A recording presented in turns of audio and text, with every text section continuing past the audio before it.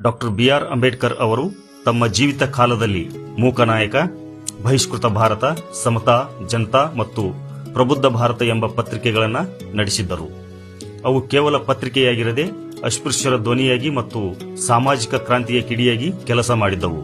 Doctor B R Ambedkar ಅವರು ತಮ್ಮ ಮೊದಲ ಪತ್ರಿಕೆಯಾದ ಮೂಕನಾಯಕ ಪತ್ರಿಕೆ ಸ್ಥಾಪಿಸಿದ ಕೆಲವು ವರ್ಷಗಳ ನಂತರ ಅಸ್ಪೃಶ್ಯರ ಸಮಸ್ಯೆಗಳನ್ನು ಹೆಚ್ಚು ತೀವ್ರವಾಗಿ ಮತ್ತು ನೇರವಾಗಿ ಸಮಾಜದ ಮುಂದಿಡಲು ಏಪ್ರಿಲ್ 3, 1927ರಂದು ಮುಂಬೈನಲ್ಲಿ ಬಹಿಷ್ಕೃತ ಭಾರತ ಪಾಕ್ಷಿಕ ಪತ್ರಿಕೆಯನ್ನು ಆರಂಭಿಸಿದರು. ಅಂಬೇಡ್ಕರ್ ಅವರು ಈ ಪತ್ರಿಕೆಯ ಮೂಲಕ ಹಿಂದೂ ಧರ್ಮದೊಳಗಿನ ಅಸಮಾನತೆ ಮತ್ತು ಜಾತಿ ಪದ್ಧತಿಯ ಕ್ರೂರತೆಯನ್ನು ಕಟುವಾಗಿ ಟೀಕಿಸಿದರು. ಹಿಂದೂ ಸಮಾಜವು ಕೇವಲ ಮೇಲ್ಜಾತಿಗಳ ಹಿತಾಸಕ್ತಿಯನ್ನ ಕಾಪಾಡುತ್ತದೆಯೇ ಹೊರತು ಮಾನವೀಯತೆಯ ಮೂಲಭೂತ ತತ್ವಗಳನ್ನು ಅರ್ಥ ಮಾಡಿಕೊಳ್ಳುವಲ್ಲಿ ಅದು ವಿಫಲವಾಗಿದೆ ಎಂದು ಪ್ರತಿಪಾದಿಸಿದರು. ದಲಿತರು ಹಿಂದೂ ಧರ್ಮದ ಅವಿಭಾಜ್ಯ ಅಂಗವೆಂದು ಕರೆಯಲ್ಪಟ್ಟರೂ ಸಹ ಅವರಿಗೆ ಸಮಾನ ಗೌರವ ಸಿಗುತ್ತಿಲ್ಲ. ಆದ್ದರಿಂದ ದಲಿತರು ರಾಜಕೀಯವಾಗಿ ಮತ್ತು ಸಾಮಾಜಿಕವಾಗಿ ತಮ್ಮದೇ ಆದ ಪ್ರತ್ಯೇಕ ಗುರುತನ್ನು ಹೊಂದಿರಬೇಕು ಎಂಬುದು ಅಂಬೇಡ್ಕರ್ ಅವರ ದೃಢವಾದ ನಿಲುವಾಗಿತ್ತು.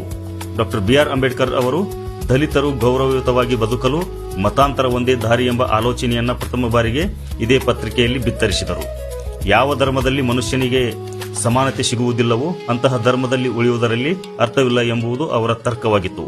ಈ ಪತ್ರಿಕೆಯು ಚಾಲ್ತಿಯಲ್ಲಿದ್ದಂಥ ಕಾಲದಲ್ಲಿಯೇ ಪ್ರಸಿದ್ಧ ಮಹಾಡ್ ಸತ್ಯಾಗ್ರಹ ಸಹ ನಡೆಯಿತು.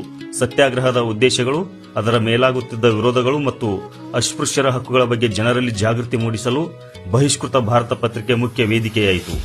ಡಾಕ್ಟರ್ ಬಿಆರ್ ಅಂಬೇಡ್ಕರ್ ಅವರು ಬರೆಯುತ್ತಿದ್ದ ಸಂಪಾದಕೀಯ ಬರಹಗಳು ಅತ್ಯಂತ ಆಳವಾದ ಪಾಂಡಿತ್ಯ ಮತ್ತು ತರ್ಕಬದ್ಧ ವಿಚಾರಗಳಿಂದ ಕೂಡಿರುತ್ತಿದ್ದವು.